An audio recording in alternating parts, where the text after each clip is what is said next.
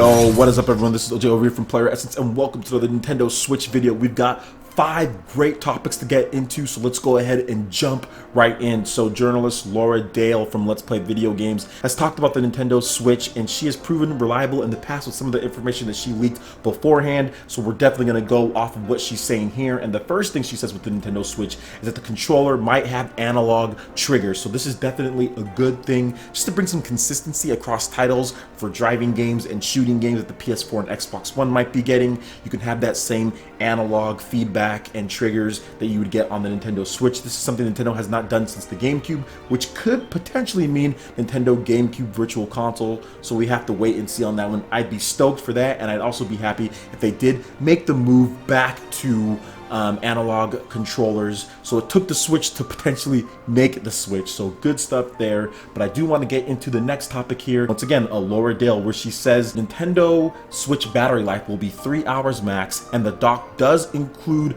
a performance boost, and it has a touchscreen. Now, there was an interview with IGN where Nintendo did say that the dock does not improve performance, but then again, here's the thing, they're being a little coy with their wording. And the reason why they're being coy with their wording is because I personally think that when you undock it and it's in portable mode, it's underclocked in order to save some battery life, but then when you dock it, it speeds up the clock speed to where it can go better, and it improves the performance. So does it actually 100% improve things from the actual system point, the dock itself? No, but it being docked improves the system's performance because it's not outputting that screen and it's covered up. Obviously that screen turns off when it's docked, so I think that's what she means there. There's also some potential, or I at least think the possibility, that that dock could be turned into a supplemental computing device in the future to improve performance. I think Nintendo has thought ahead a little bit, but I will talk about that at the end when we do the wrap up. And it does have a touchscreen. I think them not showing touchscreen capabilities was one of the smart things that they did, because if you do, it turns into Wii U territory a little bit, because that's what I was already thinking a little bit. Hey, this is kind of an evolution of the Wii U, and it is, but this is a Wii U done really good. This is a Wii U done right for the most part. You're not looking back and forth between the TV and the screen on there. You're really just doing one or the other, and it has a clear focus, so that's definitely good. But 3 hours, people are complaining about that. But remember guys, this is a home console first and foremost. Zelda is going to look better when it's docked and you're playing it on your screen. This is a home console with a heavy emphasis on portable aspects as well. But once again, home console guys, that's how Nintendo's classifying this thing. So for most people, that thing's going to be docked and you're going to be enjoying Zelda and Skyrim and whatever new Mario game that was and other stuff in probably 1080p 60 frames per second. Now the next thing that I want to get into is the Wall Street Journal. Takashi Mochizuki has talked about how some third-party developer has told him that they are moving PS4 titles to the Switch, so that may suggest that the NVIDIA-powered Switch specs is pretty good, and I have to 100% agree with this here. At first, I was very skeptical, and I actually still am very skeptical about the specs of this device and how powerful it is, but we have to remember, this is a new architecture. This is something built from the ground up from Nintendo. They're using very modern API and tools. You do not know how developers can take advantage of this and squeeze every ounce out of this system in order to get smooth and fluid running PS4 ports on a system that's technically not more powerful, but it has more modern architecture, and that's the biggest thing. And I think that's one of the big reasons why Bethesda is even on board with this thing so far, is because it does have that modern architecture to where they could port over Skyrim very easily. The gigabytes as far as cartridges goes, talk about 32 gigs, but maybe here's the thing guys, it doesn't need to install on the system, so it's on a cartridge. You're also going to get faster loading times. So there are some negatives and some concerns that I have, but there's definitely some positives. And if he's saying that, hey, there's some PS4 titles that are being switched over to the Nintendo Switch, then that's definitely a good thing, and hopefully more does come. I do think ultimately what's going to happen is that Nintendo needs to make sure that they sell, and bring the games out. Continue releasing games continuously. We're talking 1 to 2 a month all year round. And the good sales will make developers put their games on the Nintendo Switch, unlike the Wii U, which sold like trash and developers left.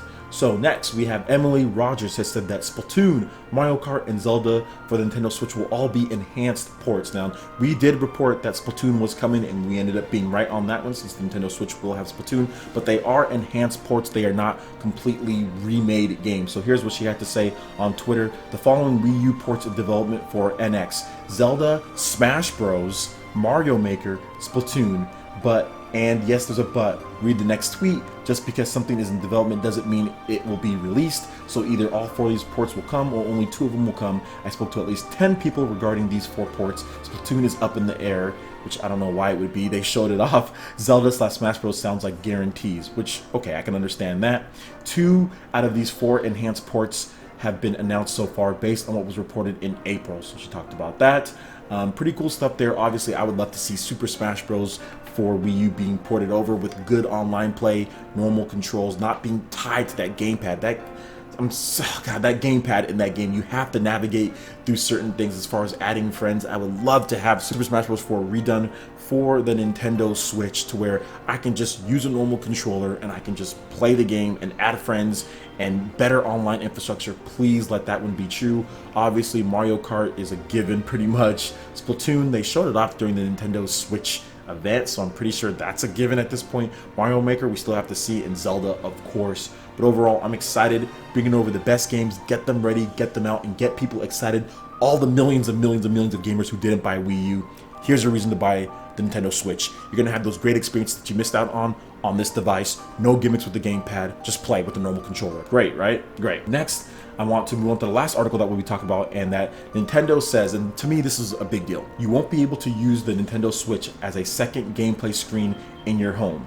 So Nintendo is distancing themselves from the Wii U.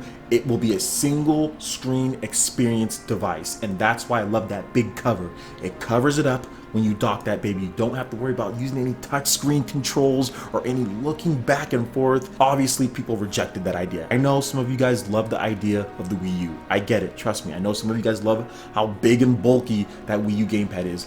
But if you look at the Nintendo Switch and if you look at the Wii U, just compare the 2 devices as far as sleekness and what you want to do in the games.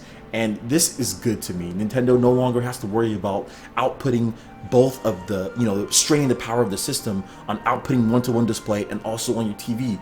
You just dock it and you play the game. You just dock it and you play, and you're gonna have just as much fun with Mario Kart on the Nintendo Switch as you did on the Wii U. You don't need the gamepad. I mean, look at a lot of the games. Look at stuff like Bayonetta 2, Smash Bros, Super Mario 3D World. You don't need the gamepad for many of those games. So I like the fact that they're moving towards a single screen experience, and they're really emphasizing what the system is about. It's about switching. Look, it has a good premise. I'm not 100% on board with everything that they're doing because I would have liked to see a more powerful traditional console, but I will take this over the gimmick-filled Wii and the Wii U. I will take this over that. So it's an improvement. It's good because there's no dual screen or motion-controlled gimmick going on, which is good. So overall, what do you guys think about all this information here? I think this is some positive signs going forward for Nintendo. The Nintendo YouTube Nintendo Switch trailer has been viewed over 10 million times. It's their most popular video ever.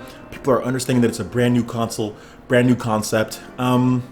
Honestly, guys, like I said, at first I was kind of down on this, but now that we're getting more information and we're seeing the potential possibilities, I'm definitely warming up to the idea of it. I still have some questions and concerns, but that's normal and natural. I don't want to sit here and shout so much praise on it like I did with the Wii U at launch that ended up being the way it did with all the issues. We still need to see a lot of the actual specs and what the system can do. But I'll definitely have more videos because there's even more content to cover as far as rumors with this device and as far as more information, official information. So stay tuned to PlayerEssence all weekend long because I'll definitely have more videos for you guys.